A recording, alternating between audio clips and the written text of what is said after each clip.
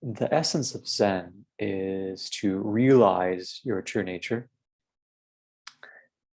Therefore, the essence of any Zen retreat is to investigate as thoroughly, as deeply, and as earnestly as possible what you truly are.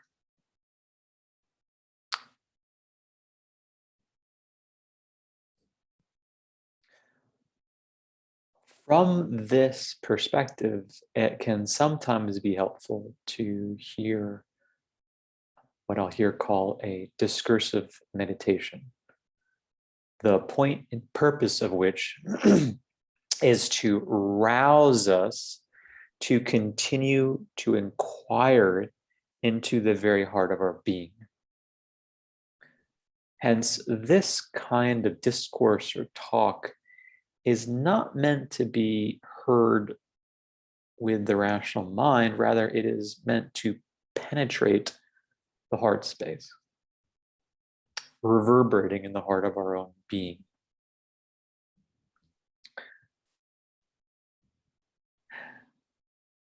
Hence, also, this is not going to be an academic exposition of a particular Zen text, though I will be drawing from a text here shortly.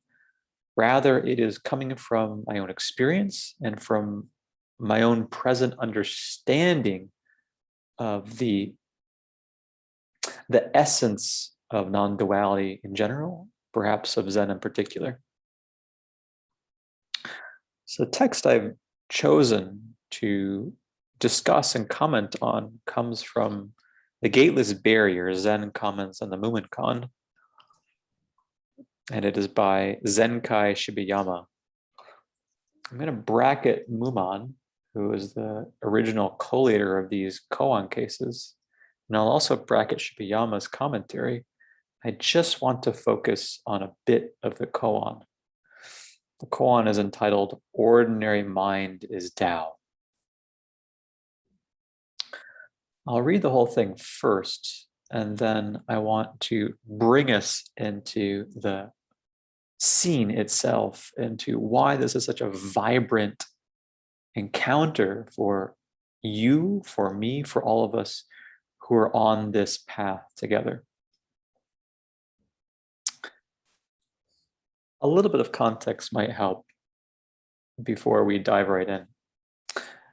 There are two characters or persons in this koan case. Joshu, who at this point is a younger, very earnest monk, seeking to know his original face, and Nansen, his teacher, his Zen teacher.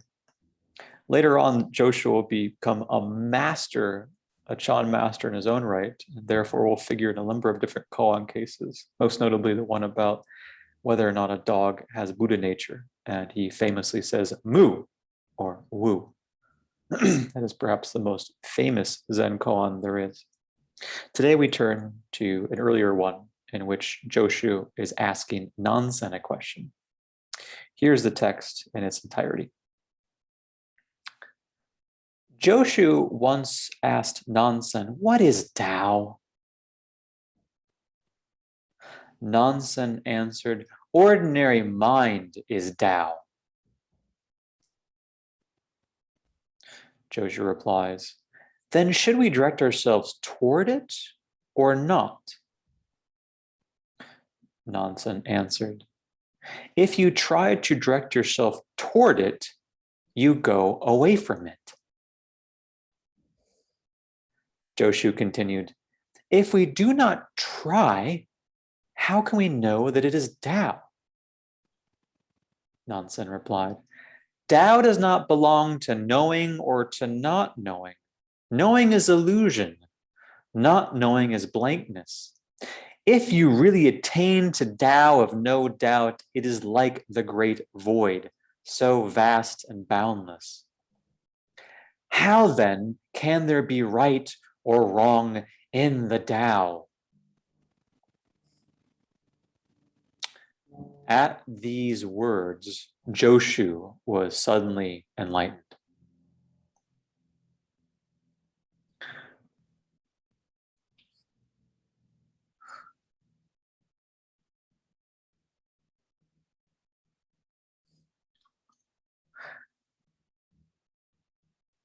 when we discursively meditate on this text, we should take the standpoint of Joshu. I should take the standpoint of Joshu, the young, earnest seeker, the committed Zen practitioner, the one who wants to know. And we should listen very closely to the Chan master's words, those of Nansen. So let's read it from this point of view.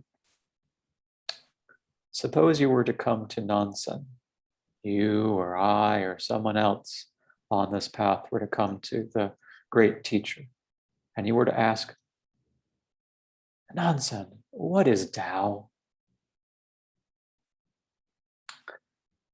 Now that is not a theoretical question. We can assume that you already know that Tao is the ultimate nature of reality. You have the discursive understanding necessary to parse Tao. But that is not your question. Your question is coming right out of the very bowels of your being. And the question is, what is all this? Who am I? What's it all about? That is your question, which is also Joshu's question. That's what we want to know. What is all this? Really? And Nansen, as it were, turns to you and says, ordinary mind is Tao.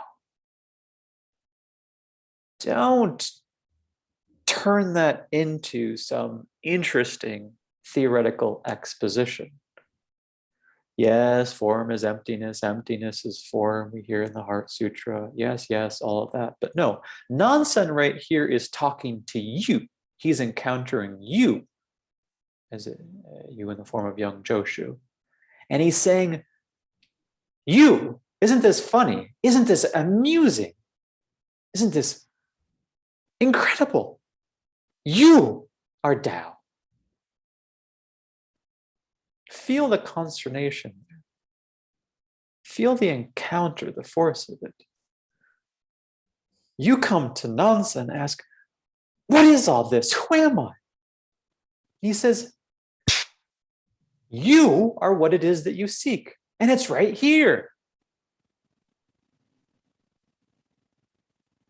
You are Tao.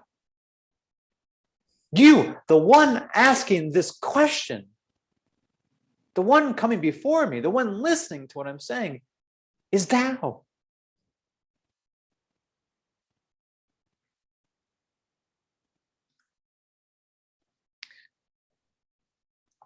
And we are here, are just like Joshu. If we got it in that instant, then we'd be laughing along with Nansen. But we're confused. We haven't quite opened our Zen eye, as Shibayama says. We're still in the muddle, turned about. We still are somehow distant from what we truly are. Thus, we ask, as Joshu does, well, damn, if you try to direct yourself toward it, then rather, should we direct ourselves toward it or not? Once again, that's our question. Okay, ordinary mind is Tao.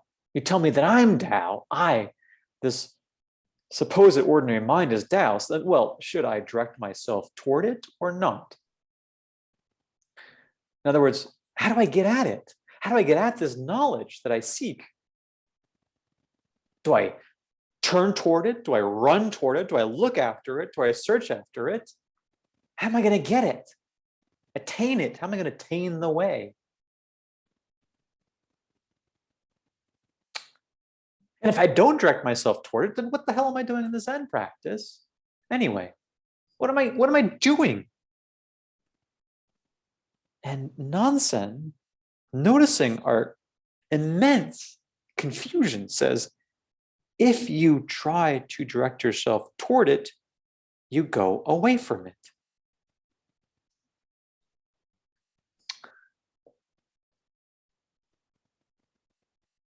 So here we are in this position where we're told that we are Tao, we are the way, we are the Buddha way. And we're getting excited while also being confused. And therefore we ask what appears to us from our relativistic, dualistic point of view, great, how do I approach it? Do I go toward it or don't I go toward it? Do I place my attention somehow on it or not? And Nansen says, if you try to go toward it, effectively you go away from it. It's precisely your approach, your technique, really your presuppositions that are getting in your way. If you keep trying to grab onto it, chase after it and grab onto it, you're not going to get anywhere. You're not going to get what it is that you allegedly seek, he's telling us. So we're in a bit of a pickle or a bind here. This is our bind right now, our great enigma. We might say, in practice, it seems as if I need to go toward it. I need to strive after it. I need to make great efforts to attain the way. If you tell me that I'm not supposed to make great efforts to attain the way, then what do I do next? Do I recede from it? How am I supposed to proceed? Which way am I supposed to go? Backwards, forward, sideways? Where is this Tao? Oh, it's right here. Well, how? Where? We might just start to get a little bit upset. We might begin to feel as if I go this way, it's not it. And if I go that way, it's not it. And if I go backwards, it's not it. And if I go forward, it's not it either. Everywhere we turn toward or away, we seem to be in the same basic confusion, the same stuckness. So at this point, we would tell Nansen, we're stuck. Fundamentally stuck.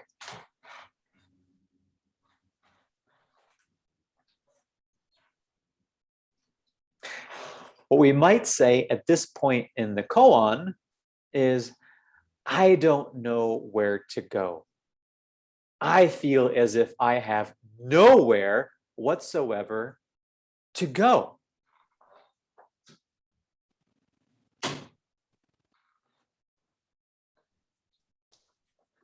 If we feel that right now, namely that we have nowhere to go, then Nansen might tell us, finally, you can begin. He might tell us, right here, in the very midst of having no place to go, you can start. This is the practice. Where do you go when you have no place to go?